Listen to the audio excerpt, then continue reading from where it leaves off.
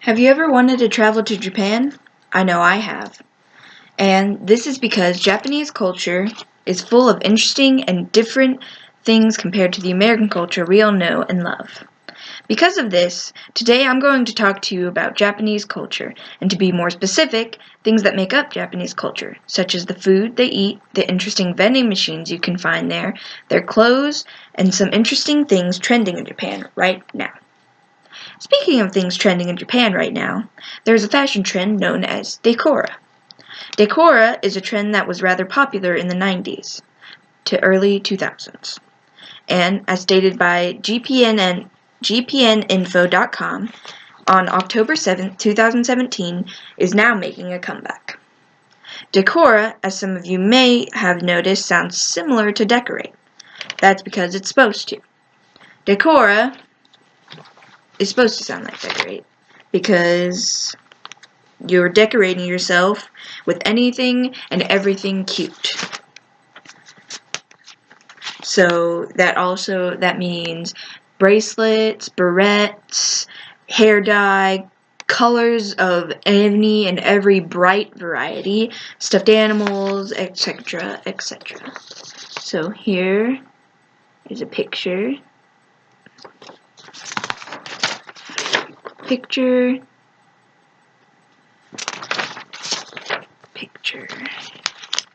of Decora. Interesting fashion trends aren't the only thing you'll find in Japanese culture. There's also traditional clothing such as the kimono. The kimono, as told by LiveJapan.com on January 25th, 2018, literally translates to thing that is worn. So, clothes. A kimono is a traditional Japanese dress that was worn every day regularly in Japan in the Edo period, or 1603 to 1867. There are many types of kimonos, some worn out during colder days, so they're thicker and made of thicker fabric, and others worn out in warmer days. These warmer day ones are called yukatas. Yukatas are a lot thinner and lighter material, so it's very breathable, so you don't, die of heat stroke or something. And they're a lot less complex than the winter ones because of the less fabric. These yukatas are usually worn during festivals, or back in the Edo period, were worn after bathing, and as stated by JapaneseGuide.com, yukata literally translates to bathing cloth. Funnily enough, yukatas are often worn in town with public baths, or onsens.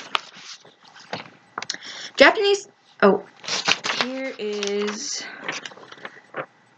some pictures of kimonos. Any age can wear them, and male or female. It's also male or female. Anyway, Japanese culture is not only filled with a variety of traditional clothing, but also delicious food as well. To start off the day, Japanese people will have miso soup. Miso soup is made up of dashi, miso, and tofu. Dashi is a Japanese broth, and miso is a Japanese seasoning that is made with fermented soybeans, salt, and a lot of other ingredients. As stated by JapanTalk.com by John Spacey on July 11th, 2015. Miso is a traditional Japanese seasoning and can also be mixed with vegetables and types of meat or seafood.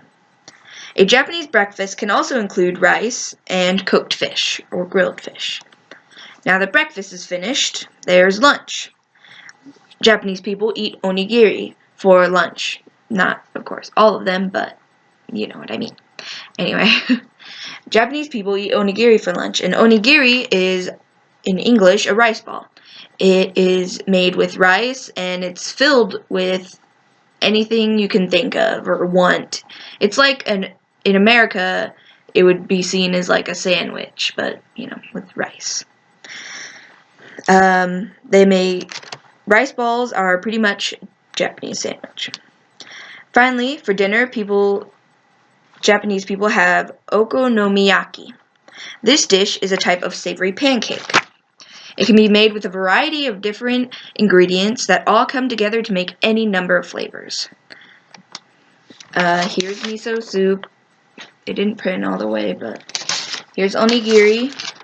And it can be made into any sort of cute little designs or animals. And here is okonomiyaki. Japan wouldn't be truly Japan if I don't mention the different kinds of vending machines that can be found there. Vending machines can be found anywhere and everywhere in Japan.